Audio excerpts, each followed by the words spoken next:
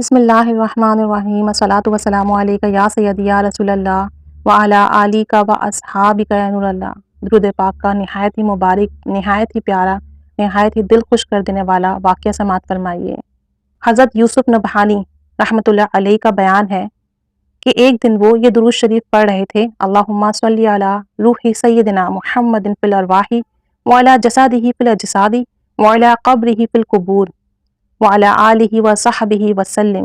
ترجمہ: الہی روحوں میں سے ہمارے آقا محمد صلی اللہ علیہ وآلہ وسلم کی روح پر اور جسموں میں سے آپ صلی اللہ علیہ وآلہ وسلم کے جسم مبارک پر اور قبروں میں سے آپ صلی اللہ علیہ وسلم کی قبر پر درود و سلام بھیج، اور آپ صلی اللہ علیہ وآلہ وسلم کی آل و اصحاب پر۔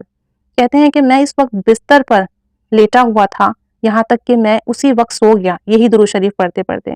میں نے کامل 14ویں کا چاند زمین کے قریب دیکھا، یعنی 14ویں کا چاند تھا، پورا چاند تھا جو کہ میں نے زمین سے نہایت قریب دیکھا۔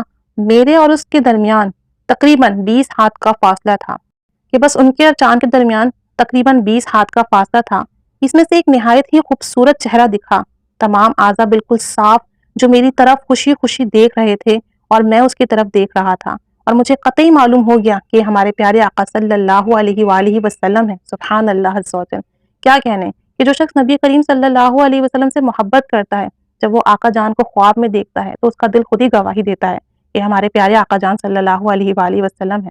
اور مجھے یہ بھی معلوم تھا کہ ملاقات کا یہ وقت نہایت مختصر ہے۔ میں نے سوچا کوئی عزیز تر چیز آپ سے مانگ لوں صلی اللہ علیہ وآلہ وسلم۔ پھر میرے خیال میں کھٹک ہوئی کہ اچھا، خاتمہ ہی عزیز تر چیز ہے۔ چنانچہ میں نے آقا سے گفتگو کرتے ہوئے عرض کیا، یعنی ان کے ذہن میں یہ آیا کہ سب سے اچھی چیز اور بہترین چیز یہ ہے کہ میرا خاتمہ ایمان پر ہو، اور میں آقا جان صلی اللہ علیہ وسلم سے آج یہ بات مانگ لوں، آج یہ مانگ لوں۔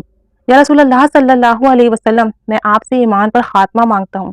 یہ بات میں نے کئی بار دہرائی، آپ نے مجھے کوئی جواب نہ دیا۔ صرف یہ بات اطمینان بخش تھی کہ میری طرف آپ نظر کرم سے دیکھ رہے تھے۔ پھر چاند کی روشنی ذات اقدس کے چہرے مبارک پر آہستہ آہستہ غالب آ گئی صلی اللہ علیہ وآلہ وسلم، یہاں تک کہ ذات اقدس صلی اللہ علیہ وآلہ وسلم بالکل غائب ہو گئے اور حسب عادت بالکل چاند رہ گیا۔ پھر میں بیدار ہو گیا، اور سب تعریف اللہ تعالیٰ کی اس تمام جہان کے رب کے لیے ہے صلی اللہ علیہ محمد صلی اللہ علیہ وآلہ وسلم۔ کتنا مبارک خواب ہے! نبی کریم صلی اللہ علیہ وآلہ وسلم کا حسن دکھ جائے جس شخص کو، کیا ہی بات ہے! آقا جان صلی اللہ علیہ وآلہ وسلم کا حسن مبارک تو پوری کائنات میں یکتا ہے۔ کتنا ہی پیارا خواب ہے کہ آپ صلی اللہ علیہ وسلم اپنے امتی کی طرف محبت سے دیکھ رہے ہیں، تبسم کے ساتھ دیکھ رہے ہیں۔ سوچ ان کے دل پہ کتنی خوشگواری والی کیفیت ہوگی۔ تو درود شریف کی برکت ہے، اور یہ جو درود پاک ہے، اس درود پاک کو پڑھنے سے نبی کریم صلی اللہ علیہ وسلم کی زیارت باسعادت ہوتی ہے۔